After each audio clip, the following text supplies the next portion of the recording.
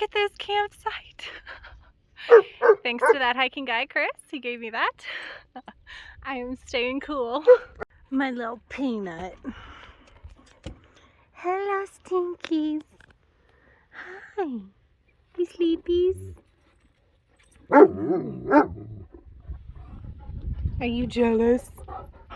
Yeah. Go play. You got all this rope. Hi, pretty. Alright, so I bought one of these pop-up things. Please tell me why it's so large.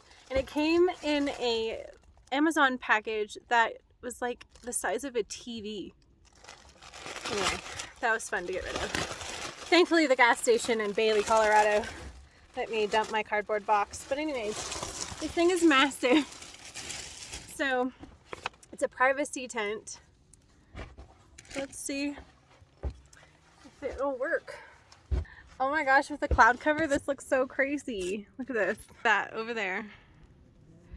It looks like sand dunes, but it's just the way that the clouds are. Let's pop this up, shall we? Oh. It even comes with stakes. So I'm up here on top of this rock in the rain, trying to find Brian West. He's coming out to Gunnison and asked if they're, well, he's coming out to Colorado to do like the Alpine loop, I think. And anyways, he was going to stay, I guess, in Pueblo, but it was really rainy. So he asked me, he was like, hey, do you know of any places to camp in Gunnison? And I'm like, well, I'm camping in Gunnison. You could come here. Plenty of room. Awesome spot. So now we just can't find each other. I don't know why. We made it! You in? We're filming each other. That's probably a better way in here. Is it? Okay. If I had service, we'd stay here, but Why is nobody here? I don't know.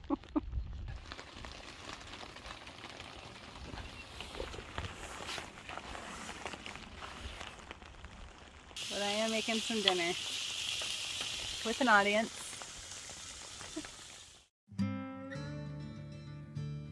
Driving into Lake City, Colorado, we found a free campsite about 2 miles from town.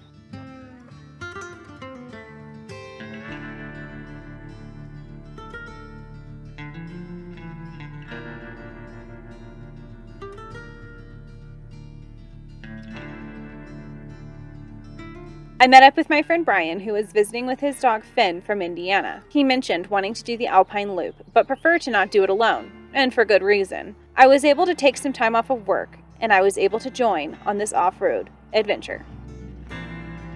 Good morning. What a beautiful, chilly morning it was. I didn't want to get out of the sleeping bag, but today is a new day, and we're gonna go do the Alpine loop, and I'm really excited, but today is also my mom's birthday. So happy birthday, Mom. I hope you have a great day. I wish you were here with me, and I'll see you soon.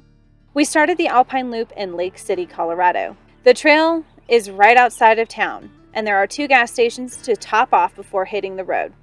All right, my friends, we are starting the Alpine loop out of Lake City, Engineer Pass. You excited? Yeah. The trail starts along the river inside of a canyon. It's a smooth dirt trail that leads you into the forest before opening up to some mining ruins. Mining took a boom in the late 1800s, and these roads were the gateways to Silverton, Ouray, and Lake City by way of mule-drawn wagons.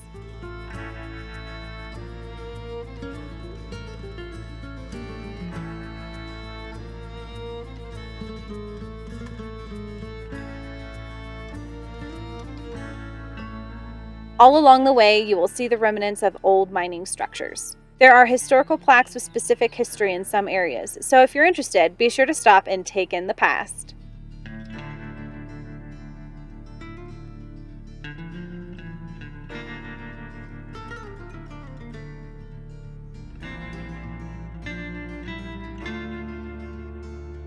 The trail takes you through private property, so be sure to follow the signs towards the pass.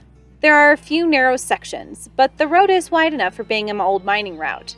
There are plenty of pull-offs along the way, so be sure to follow trail etiquette. Uphill has the right-of-way, be courteous, and watch out for what others are doing, but don't forget to have a good time. Having someone with you and having a way to communicate with them, like having a walkie-talkie, is helpful for seeing around blind spots. Brian was able to let me know what was ahead so that I could find a place to pull off to allow incoming traffic to pass. Eventually, you will make it to Capital City, Colorado. This was once selected to be Colorado's capital, but as you can see, logistics to this place would have been quite the challenge. The deeper into the trail you get, the more majestic the views become. Because it was June, there were so many waterfalls from all of the fresh snowmelt. It was hard to keep my eyes off of them, so I found a safe place to pull over and admire.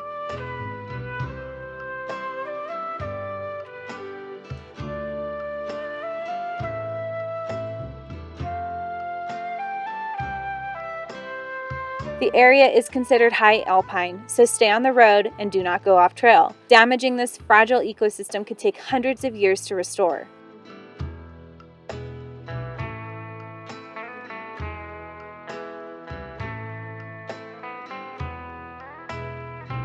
And then the ascent began. This trail has all sorts of blind spots and sharp turns, so go slow, be aware, and watch out for others. There are a lot of dirt bikes and side-by-sides that think that they can pass you easily, so watch your six and make sure you let them pass when you have a chance. Thankfully, almost everyone followed trail etiquette, but there were a few hasty drivers that made me nervous. The road was rocky, but airing down helps give a smoother ride and helps with the sharper rocks. As long as you go slow and watch the road, you shouldn't have any issues.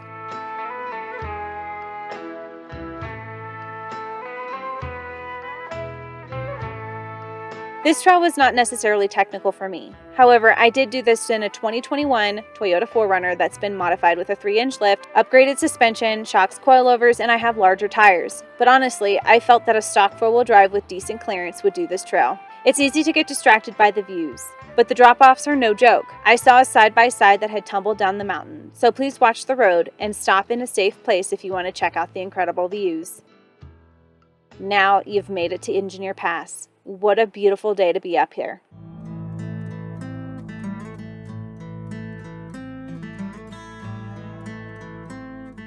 Going up from Engineer Pass was a little difficult because you could not see around the corner. We got up the road and then a group of side-by-sides came cruising down. Thankfully, we had a place to pull off and allow their entire crew to pass. One challenge you might face on this trail is simply a lack of communication. This goes along with trail etiquette and knowing the language of the road. Typically, the first driver that passes you should give you a hand signal of how many are behind him or her, and the last driver should give their fist to indicate they are the last one in the crew and it's safe to proceed. Going down, you have a pretty good view of the road. You can plan for passing with the pull-offs along the road. While waiting for the uphill to pass, you can embrace the spectacular change of scenery from this side of the pass. Because it was so early in the season, everything was so vibrant and green from the fresh snowmelt.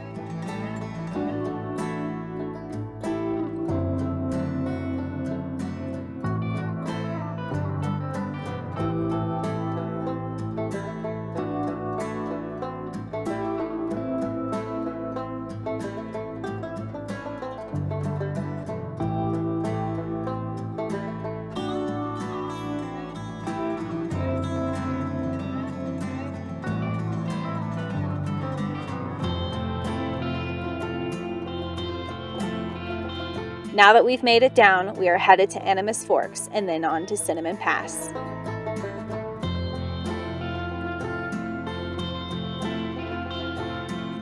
Alright guys, so we're at Animas Fork and my GoPro that was on my dash overheated, so you're stuck with this GoPro. Got quite the traffic jam. Going up Cinnamon was fairly easy. We stopped a few times to watch the marmots and take in the views, but the ascent was not as long because we were already so high up.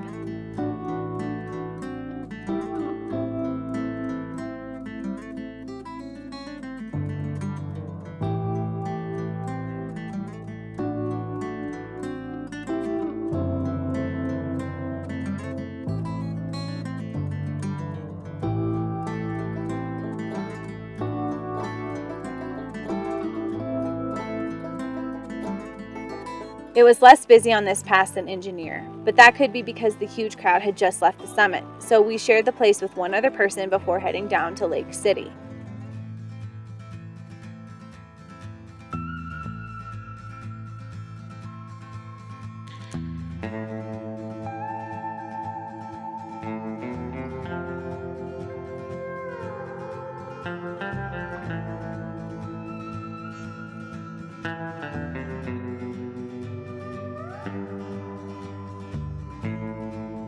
The dogs were wiped out as we descended from the pass. On one of the switchbacks, we saw helicopters flying very low. The views coming down were simply amazing. Even Jethro popped his head out a few times to check out what was going on.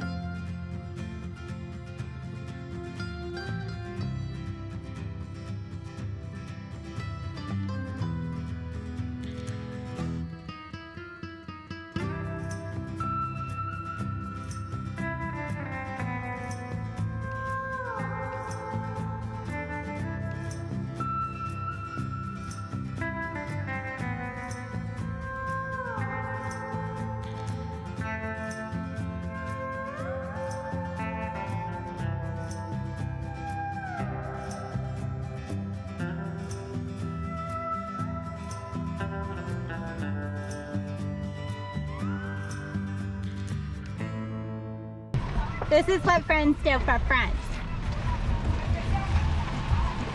Thank an engineer for folding mirrors. There you go. After having a friend's back, we continued downward.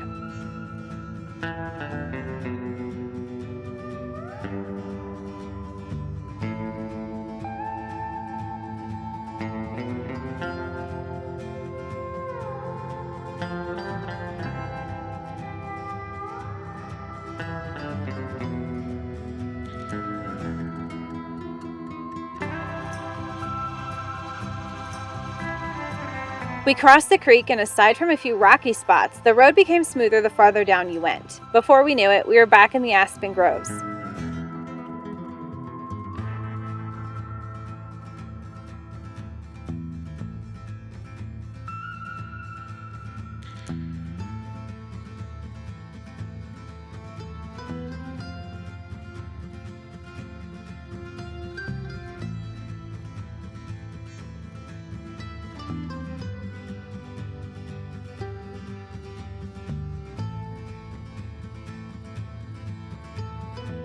This portion was a little sketchy, but only because others are flying around with little visibility.